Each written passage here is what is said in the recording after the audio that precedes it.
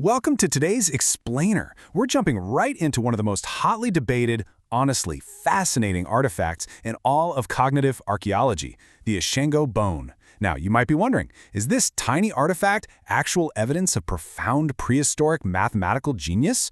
Or are we, simply projecting our own modern knowledge onto a really old tool?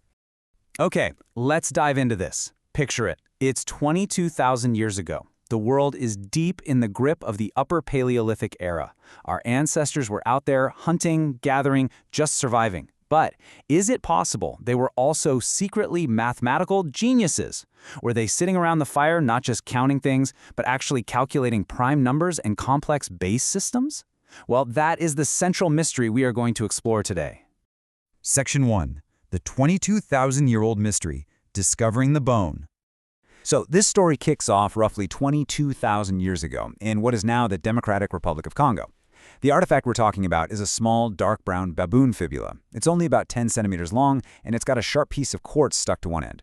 It literally laid buried for millennia until 1935, when a biologist named Hubert Damas stumbled onto some human remains in the area. But it wasn't actually until 1950 that Belgian geologist Jean de Heenzelen formally excavated the site, found the bone, and sparked a global academic debate that is still raging today. Section 2. Reading the bone's notches. The engraved evidence. And this brilliantly illustrates what we're talking about. When you look closely at the bone, it is clearly not just a random piece of scratched-up material. It has exactly 168 etchings, and they're highly organized into 3 distinct columns. Researchers labeled them G, M, and D. Now consider the math going on here. The left column sums to 60. The right column also sums to 60. And the center column sums to 48. These are not just random arbitrary tallies. They're deliberate, structural groupings. The sheer precision on display here is exactly what made scientists stop in their tracks and ask, wait, what exactly were they measuring? Moving on to Section 3, the mathematical genius theories, calculators and calendars. Over the decades, some really brilliant minds have looked at those groupings and seen incredibly advanced cognition. Mathematicians like Dirk Ulebrook and Vladimir Pletzer, they argued it was a calculation tool using a base 12 system. Others pointed out arithmetic doubling in that center column, 3 doubling to 6, 4 doubling to 8. Meanwhile, Alexander Marshak did this intense microscopic analysis and claimed it was a 6-month lunar calendar. Claudia Zaslewski even suggested it was a tool used by women to track lunar phases alongside menstrual cycles. So, across the board, researchers saw advanced arithmetic and cosmic tracking mapped right onto this tiny bone. But the most famous theory of all centers on one specific column, the G column. Now, as a quick refresher, a prime number is a whole number greater than 1 whose only divisors are 1 and itself. Look at the G column. It features the numbers 11, 13, 17, and 19. That is literally every single prime number between 10 and 20. The presence of this exact sequence absolutely stunned mathematicians. Could Paleolithic humans have actually possessed a formal understanding of prime numbers? Section 4. Colonial bias in archaeology, the shadow of ethnocentrism. Now, for a bit of crucial context, for centuries, global academia was dominated by this framework of epistemological ethnocentrism. As the sources point out, colonial scholars like early anthropologist E.B. Tylor historically minimized or just flat-out denied African intellectual achievements. Whenever complex architecture or advanced artifacts popped up on the African continent, European observers would frequently and falsely attribute them to outside civilizers. They just refused to believe indigenous sub-Saharan populations were capable of high culture or abstract math. Because of this very real, highly documented history of epistemic erasure, it makes total sense why so many champions of African history celebrate the Ishango bone as this undeniable proof of ancient indigenous genius. But we do have to draw a firm, objective line between racist historical dismissal on one hand and standard academic caution on the other.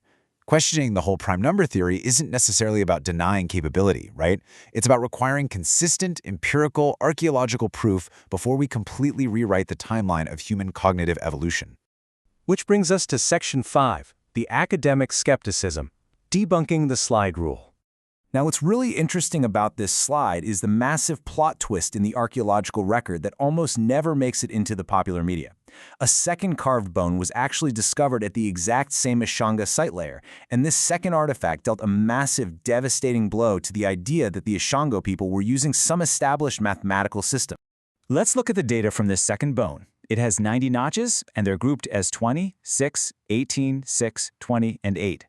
Academics are quick to point out that these numbers do not correlate to any known lunar or synodic cycles. There are no prime numbers. There's no doubling sequence. Just think about it. If this culture really had developed a genius base 12 calculation system or prime number tables, we would absolutely expect to see those rules repeated across their tools. Instead, the second bone's groupings look totally random.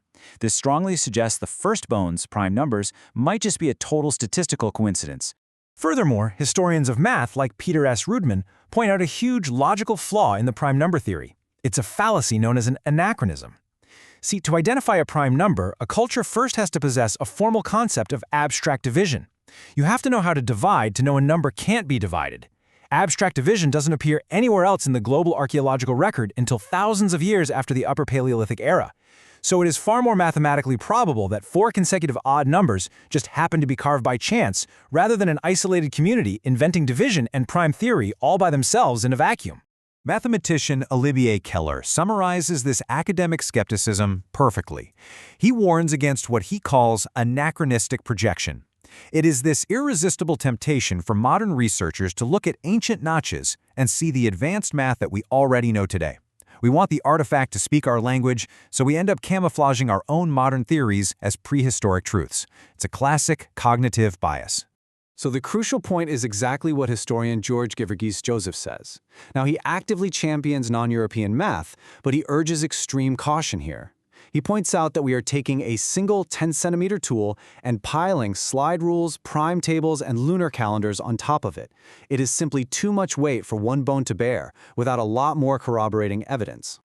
Section 6. The artifact's true significance. More than just a tally. Look, debunking the prime number theory absolutely does not diminish the majesty of this artifact.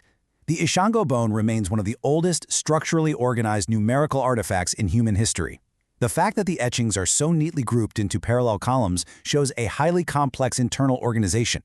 Modern studies suggest it might have been a demonstrative storytelling tool, used to visually explain basic arithmetic or resource ratios to a group. It proves our ancestors possessed advanced observational skills and were taking monumental first steps toward symbolic representation. It's a masterpiece of early human cognition, totally on its own, even without the heavy burden of modern prime number theory. Which leaves us with a really fascinating final thought for our explainer today. What is the true definition of mathematical thought? Do we really need our ancestors to have understood abstract division for us to respect their intellect?